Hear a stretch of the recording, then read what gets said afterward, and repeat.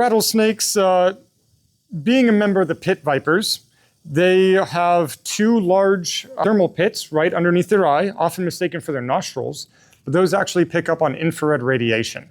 And we believe that it's overlaid on top of their standard eyesight. So it's almost like predator vision. It's really cool.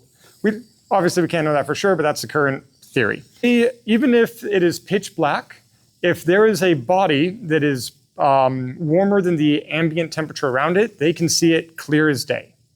So that's how they hunt for warm-blooded animals, obviously.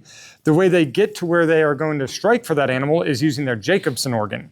So when a snake flicks its tongue, what they're doing is they're actually creating two little vortices in the air that are pulling molecules from the right side and the left side to inward to attach on the two forks of that tongue.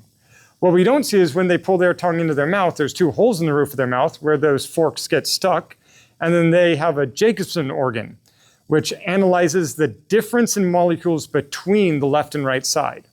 Not necessarily like, oh, it can tell you exactly what's around it, but it can be like, oh, there's more water to the right of me, or oh, there's more rodent urine to the left. And by flicking their tongue while they're cruising along, they can stick perfectly on urine trails or scent trails of various prey items. And so they will just follow those trails until they find a spot that has a rate of high traffic, and they just hunker down and wait, and then they use those thermal pits to actually strike out when something moves in front of them that's warmer than they are. They don't need to see. Now that being said, they do not have a sense of hearing. So when you're out in the desert, stomping around, making a lot of noise is neither going to attract them or necessarily scare them away.